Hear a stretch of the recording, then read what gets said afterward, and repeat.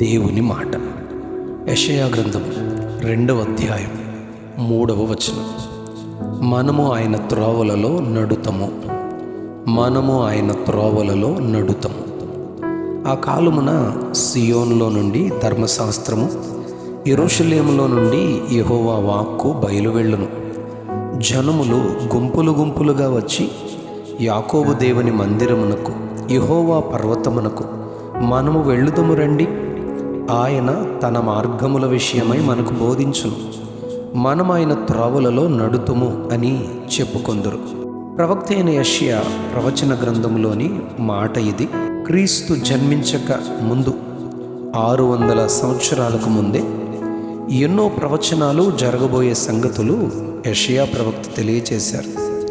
యెషయా గ్రంథం 2వ అధ్యాయం 2వ వచనంలో ప్రవక్త అంత్య దినాలలో జరగబోయే దేవుని మందిరము, అందున్న పర్వతము కొండల కంటే ఎత్తుగా ఎత్తబడి స్థిరపరచబడునని, ప్రవాహము వచ్చినట్లు సమస్త అన్యజనులు అందులోనికి వచ్చెదరని, సియోనులో నుండి ధర్మశాస్త్రము, యెరూషలేములో నుండి యెహోవా వాక్కు బయలు వెళ్ళునని గుంపులు గుంపులుగా జనులు దేవుని మందిరమునకు వచ్చి ఆయన తన మార్గములను గూర్చి బోధించుచుండగా కూడి వచ్చి మనం ఆయన త్రోవలలో నడుతుము అని చెప్పుకుంటారని ప్రవక్త తెలియజేస్తారు.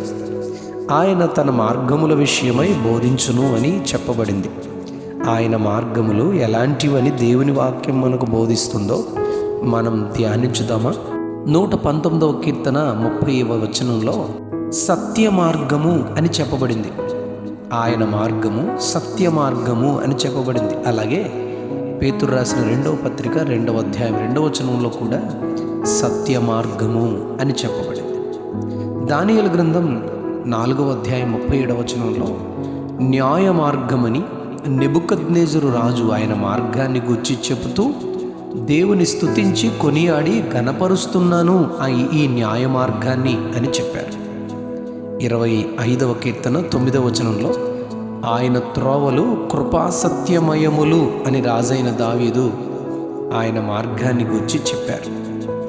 యెషయా గ్రంథం 55వ అధ్యాయం 8-9 వచనాల్లో ఆయన మార్గములు ఎంతో ఉన్నతమైనవి అని దేవుడు తెలియజేస్తారు. హోషేయ గ్రంథం 14వ అధ్యాయం 9వ వచనంలో ఆయన మార్గములు చక్కనివి, నీతిమంతులు దానిలో నడుచుకుంటారని చెప్పబడింది. 107వ కీర్తన 7వ వచనంలో వారొక నివాసపురము చేరునట్లు చక్కని త్రోవను ఆయన వారిని నడిపించెను అని చెప్తారు. అపోస్తలుల కార్యాలు 13వ అధ్యాయం 10వ వచనంలో ప్రభువు మార్గము తిన్ననిది అని పౌలు చెప్తారు. సాతాను ఈ తిన్నని మార్గంలో మనం నడవకుండా పాడు చేస్తాడని కూడా చెప్తారు.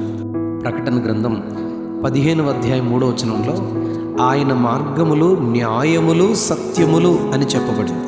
సామెతల గ్రంథం 3వ అధ్యాయం 17వ వచనంలో ఆయన మార్గములు రమ్యమైనవి, ఆయన త్రోవలన్నీ క్షేమకరములు అని చెప్పబడింది. 16వ కీర్తన 11వ వచనంలో జీవ మార్గమని దేవుని మార్గాన్ని గురించి చెబుతూ సంపూర్ణ సంతోషము నిత్య సుఖములు ఈ మార్గంలో ఉన్నాయి అని చెబుతూ 15వ సామెత 24వ వచనంలో పరమునకు పోవు జీవ మార్గం అని వర్ణించబడింది. 23వ కీర్తన 3వ వచనంలో దావీదు అంటాడు నీతి మార్గం అని చెబుతూ ఆయనే ఈ నీతి మార్గములో మనల్ని నడిపిస్తారని చెప్తారు.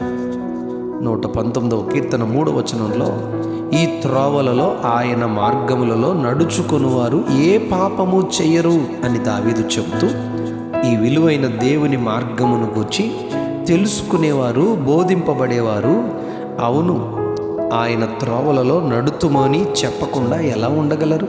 ఆయన తన మార్గముల విషయమై బోధించుచుండగా విని గ్రహించి ఆయన త్రోవలలో నడుచుకునే కృప ప్రభువు మనకు దయచేయునుగాక. Amen, amen, amen. మనము ఆయన త్రోవలలో నడుతుము, మనము ఆయన త్రోవలలో నడుతుము. ఆమెన్.